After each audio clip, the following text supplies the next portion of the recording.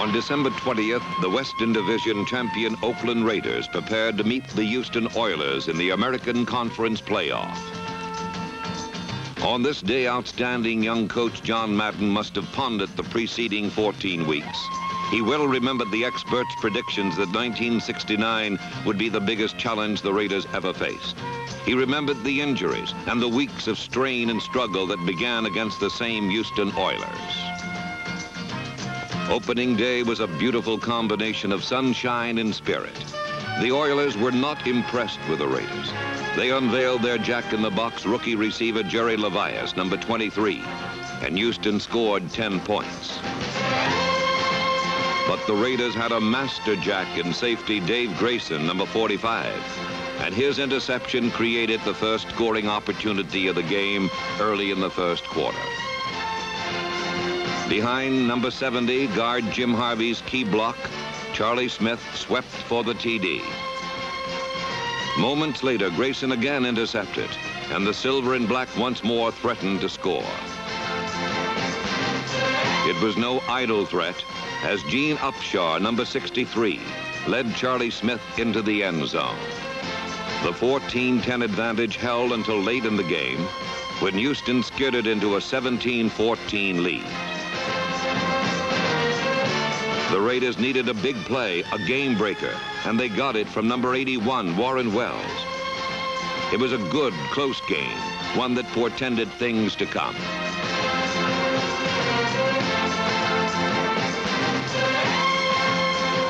The Miami Dolphins fell victim to the same thief who robbed the Oilers. Dave Grayson's interception went 76 yards. The 9-year veteran from Oregon would eventually lead the team in interceptions with a total of 8. But the underrated Dolphins came right back and scored on the individual brilliance of running back Jim Kick. With only 15 seconds left in the game, veteran George Blanda provided another big play on a 46-yard field goal, and the Raiders won again.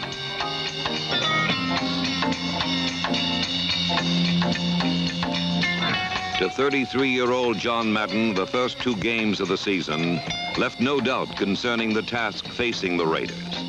Against the Boston Patriots and their Rookie of the Year, Carl Garrett, the Raiders would again face an uphill struggle. It was in this game, under Madden's leadership, that the Raiders' pride and poise began to assert itself. A one-handed interception by linebacker Gus Otto. A crushing charge by defensive end Ike Lassiter. The meticulously designed Oakland offense then began its precision bombing of Boston's defense.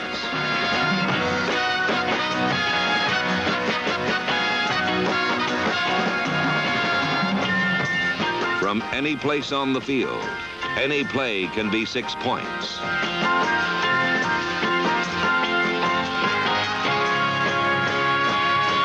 It's more than just a bomb, it's controlled. It's Hewitt Dixon leaving a string of stunned defenders in his wake. Playing football for the Oakland Raiders means dedication, sacrifice, and struggle. It's yardage and touchdowns, not completion percentage.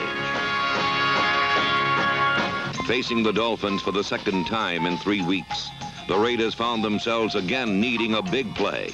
In fact, 2. They got one from linebacker Bill Lasky, and another on Darryl LaMonica's pass to Fred Biletnikoff. Still, the end result was a frustrating 20-20 tie. Part of the challenge facing the Raiders was the overall strength of the dominant American Conference. In Denver, the Raiders faced the tough, improved Broncos. But all the King's horses couldn't stop Art Tom's number 80 from blocking a punt. And in a bitter struggle, Oakland drove to a 24-14 victory.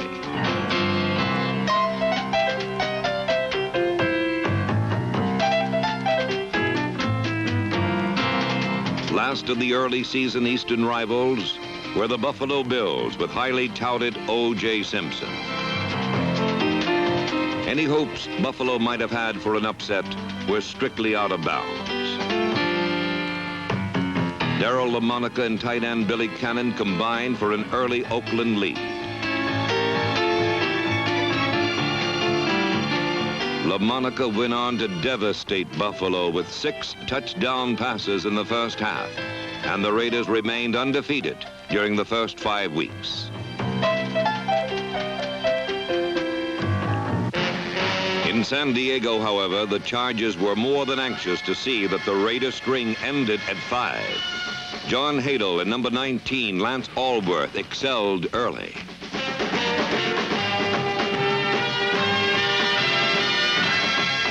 The Chargers benefited from 180 yards in penalties against Oakland.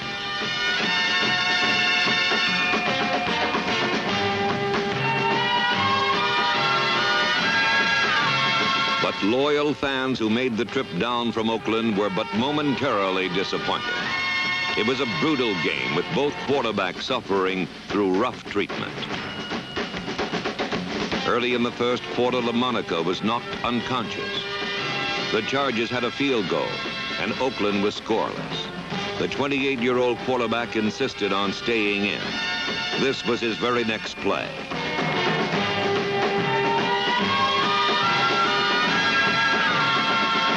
A perfect strike to Larry Todd. From then on, Oakland completely dominated. Pete Banaszak gained more than 120 yards. LaMonica's pass to the late and talented Roger Hagberg made it 24-12. The memory of Roger Hagberg will always be cherished. Oakland had won a record 15 consecutive games. One more was not to be, for lurking in the shadows were the Cincinnati Bengals, led by their bright young quarterback, Greg Cook.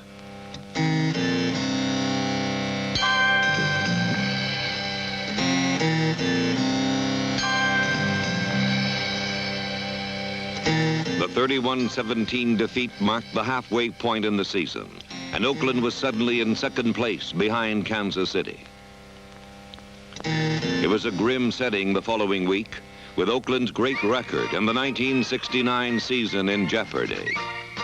The Raiders managed to settle down from the upset at the hands of the Bengals and defeated the Denver Broncos 41-10. Linebacker Chip Oliver opened the Oakland scoring.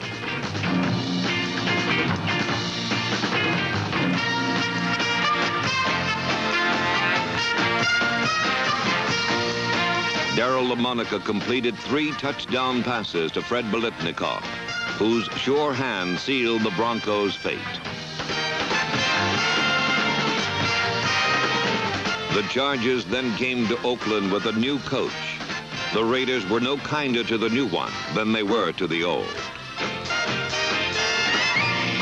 Linebacker Dan Connors tore the ball loose and scored a stunning touchdown.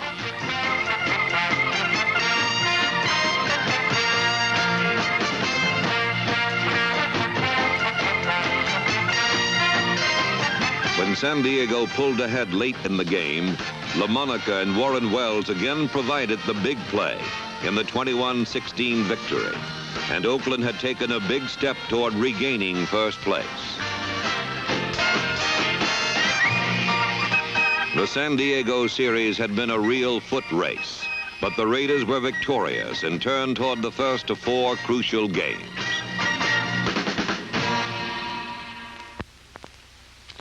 The Kansas City Chiefs, brooding, intense, still stinging from last year's humiliation, were the first hurdle, and were favored in this game at home.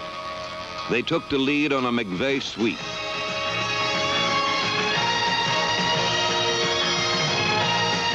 But Oakland's defense contributed 5 interceptions.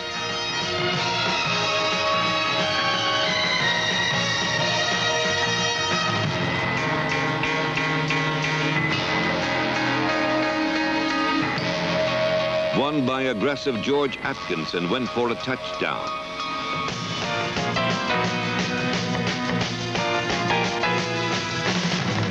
A bullet to Wells tied the score.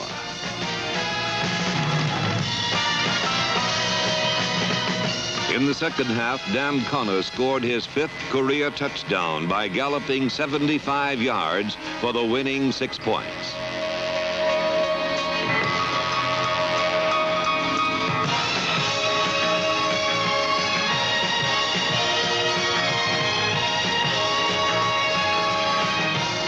Tackles Harry Shue and Bob Svias were the first to congratulate Connors. But the 27-24 outcome revealed the closeness of these two great teams. The Raiders left a soggy field in Kansas City to find a cold one in New York. Tina and Mary may love Joe Namath, but they were not the only people at Shea Stadium with at least a crush on him. Ike Lassiter, Ben Davidson, Carlton Oates, and Tom Keating knew that to win they had to get to Namath.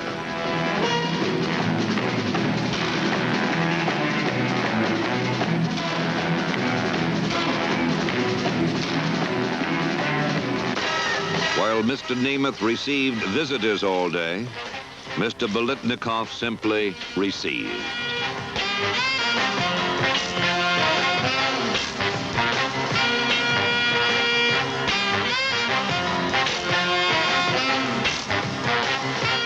It was the same kind of game the Raiders played against the Jets in preseason and won. Charlie Smith and the ground attack were potent.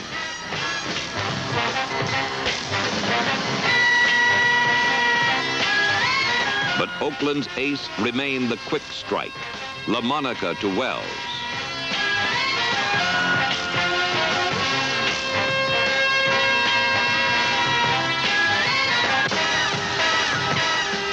The special teams, men like Bill Budness, Wayne Harkins, Al Dotson, Art Shell, Dwayne Benson, Howie Williams, Drew Bowie, George Beeler, and Jackie Allen all got a shot at the world champions.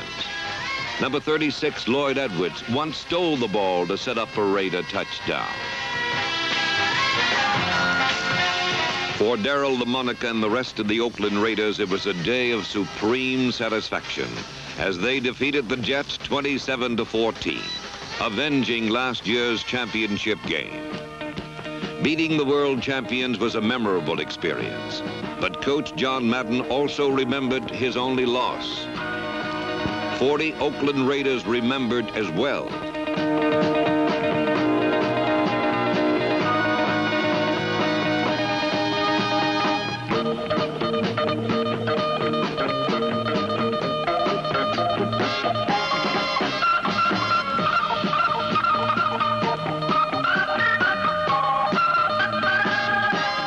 The 37-17 victory over the Bengals was a prelude to the final showdown with the Chiefs.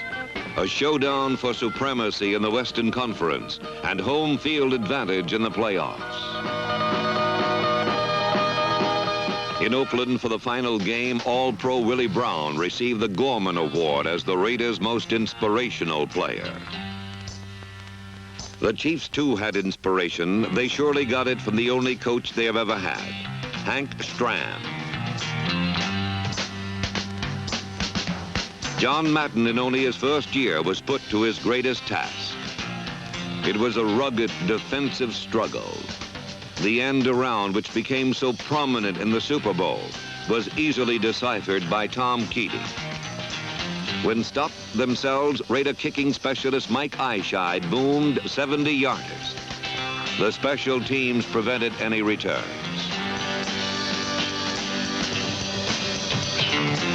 The Raider offense was often brilliant, but could only build a 3-0 advantage going into the fourth quarter.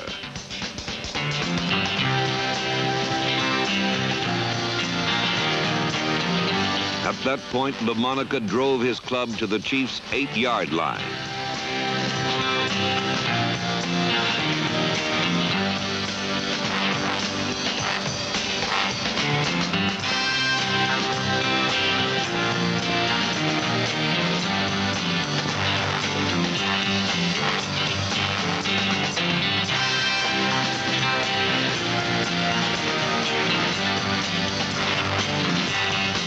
Charlie Smith went in for the score. The Chiefs were far from finished, however, as they drove the length of the field and on fourth down scored. 5.5 minutes left. The Raiders had to play ball control. 3rd and 5, LaMonica to Cannon for 12. But passing was risky. Enter Marv Hubbard, number 39, rookie fullback. 18 precious, time-consuming yards. Hubbard again. And with time running out, Oakland was beating Kansas City at its own game. Ball control. The Raiders were Western Division champions for the third straight year. To Coach of the Year, John Madden and his outstanding coaching staff, Ollie Spencer, Ton Doms, John Polanchek, Richie McCabe, Sid Hall, Dick Wood, Marv Marinovich, a job well done. The Raiders were now poised under cloudy skies to play the Oilers again. This time for the right to play in the AFL Championship game.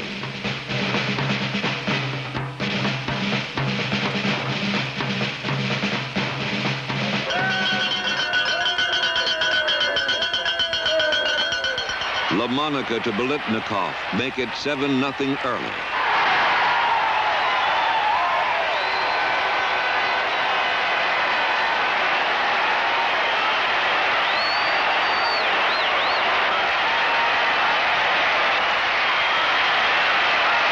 One play later, and George Atkinson intercepts on his own 43.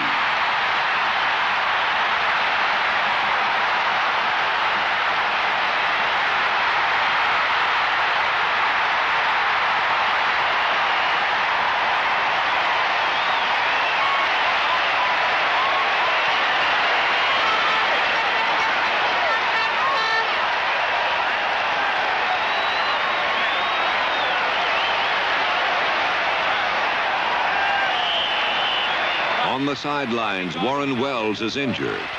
He will be replaced by young Rod Sherman, number 13. I'll put double wing to him. Don't you worry about that. You just run your pass. Okay?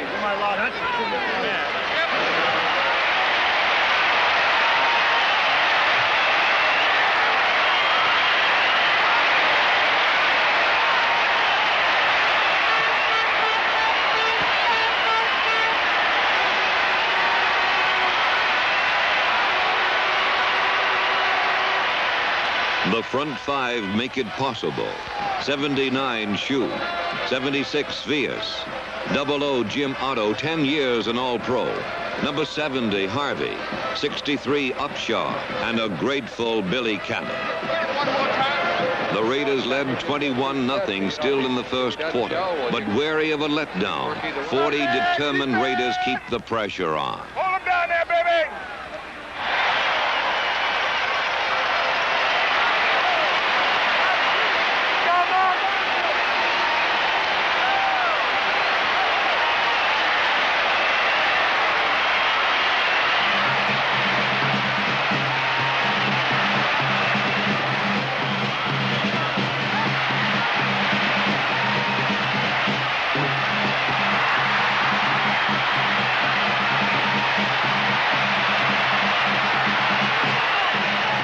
Rookie Marv Hubbard scores his first professional touchdown, and the Raiders have overcome every obstacle. All that remains, the Super Bowl and the World Championship. But first, they must beat the Chiefs for the third straight time.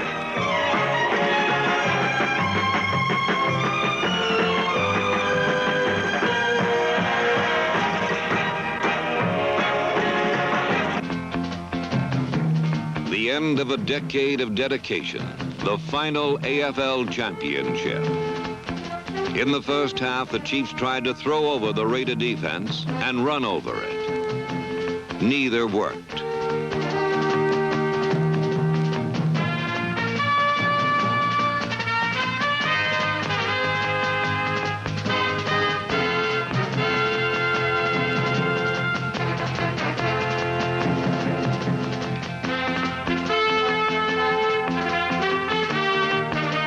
Oakland got in scoring position on a quick strike to Wells.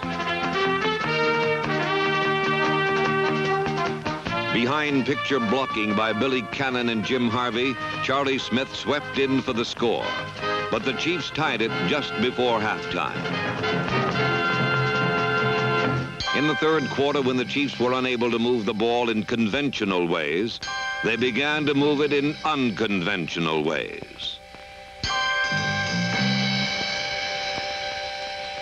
From his own 2-yard line, Len Dawson threw to Otis Taylor, number 89.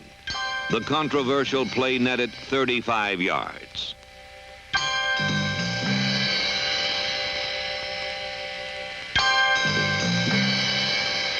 Another key play, a controversial interference call against Nehemiah Wilson.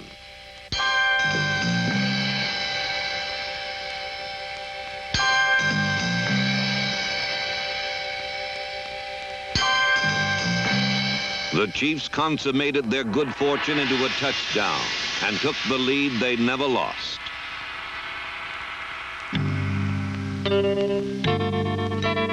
Kansas City's front four found the heart of the Raiders' scoring machine and damaged the chief engineer.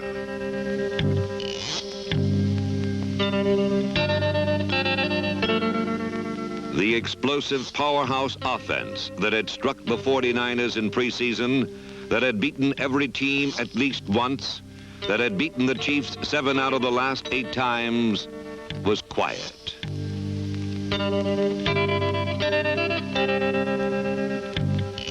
The Kansas City Chiefs made history for the American Football League by once again beating the National Football League in the Super Bowl. So after 10 years of dedication, a day of defeat curtailed the destiny of the Oakland Raiders. But nothing could blot out the years of glory.